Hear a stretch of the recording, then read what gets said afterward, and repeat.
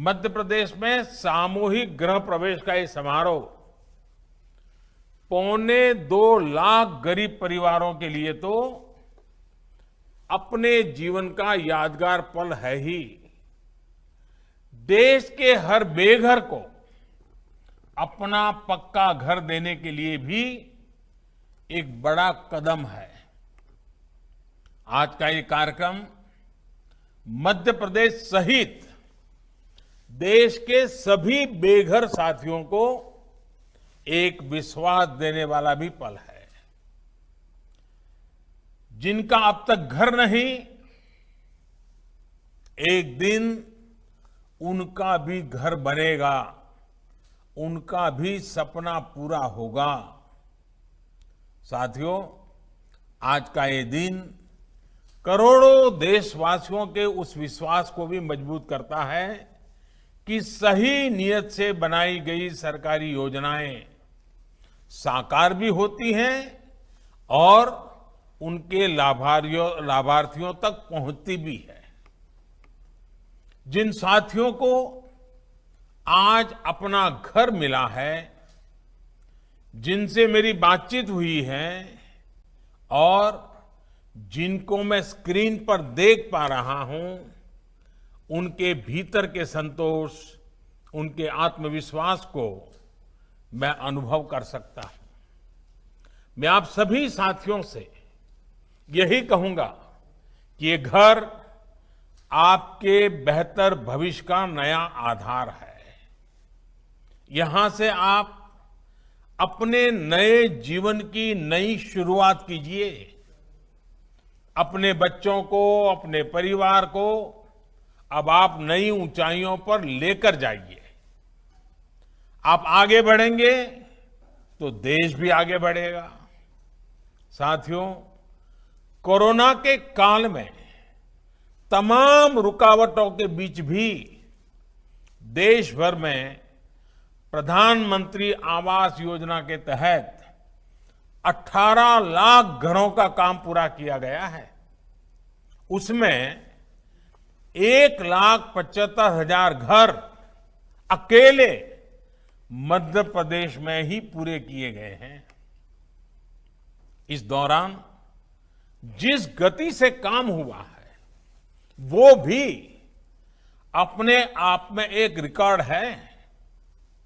सामान्य तौर पर प्रधानमंत्री आवास योजना के तहत एक घर बनाने में औसतन 125 दिन, 125 दिन का समय लगता है। लेकिन अब जो मैं बताने जा रहा हूं, वो देश के लिए, हमारे मीडिया के साथियों के लिए भी ये बहुत सकारात्मक खबर है। कोरोना के इस काल में पीएम आवास योजना के तहत घरों को बनाने में 125 दिन नहीं, सिर्फ 45 से 60 दिन में ही बनाकर तैयार कर दिया गया है। आपदा को अवसर में बदलने का ये बहुत ही उत्तम उदाहरण है। आप सोचेंगे कि ये कैसे संभव हुआ? पहले 125 दिन, अब 40 से 60 दिन के बीच में कैसे हुआ? साथियों, इस तेजी में बहुत बड़ा योगदान रहा शहरों से जो हमारे श्रमिक भाई बहन लौटे हैं। उनके पास हुनर भी था, इच्छा शक्ति भी थी और वो इसमें जुड़ गए और इसके कारण ये परिणाम मिला है। हमारे इन साथियों ने प्रधानमंत्री गरीब कल्याण रोजगार अभियान का पूरा लाभ उठाते हुए अपने परिवार को संभाला और साथ साथ अपने गरीब भाई बहनों के लिए घर भी तैयार करके दे दिए। मुझे संतोष है कि पीएम गरीब कल्याण अभियान से मध्य प्रदेश सहित देश के अनेक राज्यों में करीब करीब 23,000 करोड़ रुपए के काम पूरे किए जा चुके हैं। इस अभियान के तहत गांव-गांव में गरीबों के लिए घर तो बन ही रहे हैं, हर घर जल पहुंचाने का काम हो, आंगनवाड़ी और पंचायत के भवनों का निर्माण हो, पशुओं के लिए शेड बनाना हो, तालाब और कुएं बनाना हो, ग्रामीण सड़कों का काम हो, गांव के विकास से जुड़े ऐसे अनेक काम तेजी से किए गए हैं। इससे दो फायदे हुए हैं। एक तो शहरों से गांव लौटे लाखों श्रमिक साथियों को रोजगार उपलब्ध हुआ है, और दूसरा ईंट, सीमेंट, रेत और निर्माण से जुड़े दूसरे सामान का व्यापार कारोबार करते हैं, उनकी भी बिक्री हुई है। एक प्रकार से प्रधानमंत्री गरीब कल्याण रोजगार अभियान इस मुश्किल समय में गांव की अर्थव्यवस्था का भी बहुत बड़ा सहारा बनकर के उभरा है। इसे बहुत बड़ी ताकत प्रधानमंत्री आवास योजना के तहत हो रहे कार्यों से मिल रही है। साथियों, मुझसे कई बार लोग पूछते हैं कि आखिर घर तो देश में पहले भी बनते थे, सरकार की योजनाओं के तहत बनते थे, फिर आपने बदलाव क्या किया? ये सही है कि गरीबों के लिए घर बनाने के लिए देश में दशकों पहले से योजनाएं चली आ रही है, बल्कि आजादी के बाद के पहले दशक से ही सामूहिक विकास कार्यक्रम के तहत ये काम शुरू हो गया था। फिर हर 10-15 साल में इस प्रकार की योजनाओं में कुछ जुड़ता गया, नाम बदलते गए, लेकिन करोड़ों गरीबों को जो घर देने का लक्ष्य था, जो एक गरिमापूर्ण जीवन देने का लक्ष्य था, वो कभी पूरा ही नहीं हो गया। कारण ये था कि पहले जो योजनाएं बनी थी उनमें सरकार हावी थी, सरकार का दखल बहुत ज्यादा था। उन योजनाओं में मकान से जुड़ी हर चीज का फैसला सरकार, और वो भी दिल्ली से होता था। जिसको उस घर में रहना था उसको कोई पूछता ही नहीं था।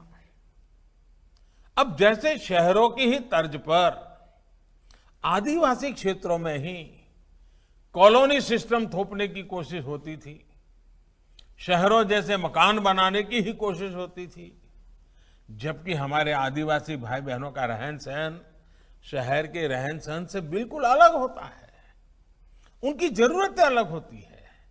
इसलिए सरकार के बनाए घरों में उनको वो अपनापन कभी नहीं लगता था।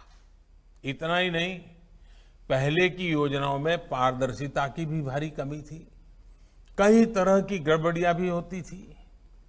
मैं उनके विस्तार में नहीं जाना चाहता। इसलिए उन घरों की क्वालिटी भी बहुत खराब होती थी। ऊपर से बिजली, पानी जैसी मूल जरूरतों के लिए लाभार्थी को सरकारी दफ्तरों के चक्कर अलग से काटने पड़ते थे।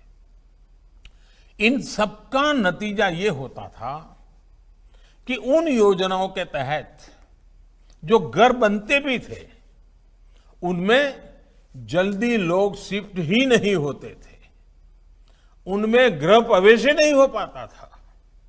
साथियों, 2014 में हमने जब से कार्य संभाला, इन पुराने अनुभवों का अध्ययन करके पहले पुरानी योजना में सुधार किया गया और फिर प्रधानमंत्री आवास योजना के रूप में बिल्कुल नई सोच के साथ योजना लागू की गई।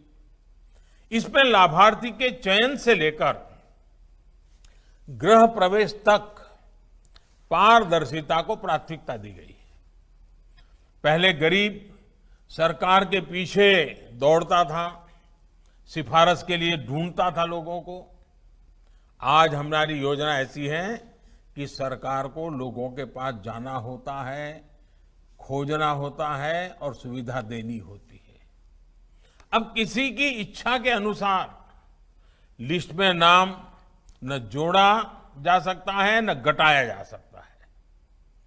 चयन से लेकर के निर्माण तक वैज्ञानिक और पारदर्शी तरीका अपनाया जा रहा है। इतना ही नहीं, मटेरियल से लेकर के निर्माण तक स्थानीय स्तर पर उपलब्ध और उपयोग होने वाले सामानों को भी प्राथमिकता दी जा रही है। घर के डिजाइन भी स्थानीय जरूरतों और निर्माण शैली के मुताबिक ही तैयार और स्वीकार किए जा रहे हैं। अब पूरी पारदर्शिता के साथ घर बनाने के हर चरण की पूरी मॉनिटरिंग के साथ लाभार्थी खुद अपना घर बनाता है। जैसे जैसे घर बनाता जाता है वैसे वैसे घर की किस्त भी उनके खाते में जमा होती जाती है। अब अगर कोई बेईमानी करके भी कुछ कोशिश करता है तो इसमें पकड़े जाने के लिए अनेक रास्ते भी बनाए गए हैं। साथियों, प्रधानमंत्री आवास योजना की एक बहुत बड़ी विशेषता है उसका इंद्रधनुषी स्वरूप। जैसे इंद्रधनुष में अलग अलग रंग होते हैं, वैसे ही प्रधानमंत्री आवास योजना के तहत बनने वाले घरों के भी अपने ही रंग है। अब गरीब को सिर्फ घर ही नहीं मिल रहा है, बल्कि घर के साथ साथ शौचालय भी मिल रहा है, उज्ज्वला का गैस कनेक्शन भी मिल रहा है, सौभाग्य योजना का बिजली कनेक्शन, उजाला का एलईडी बल्ब, पानी का कनेक्शन, सब कुछ घर के साथ ही मिल रहा है।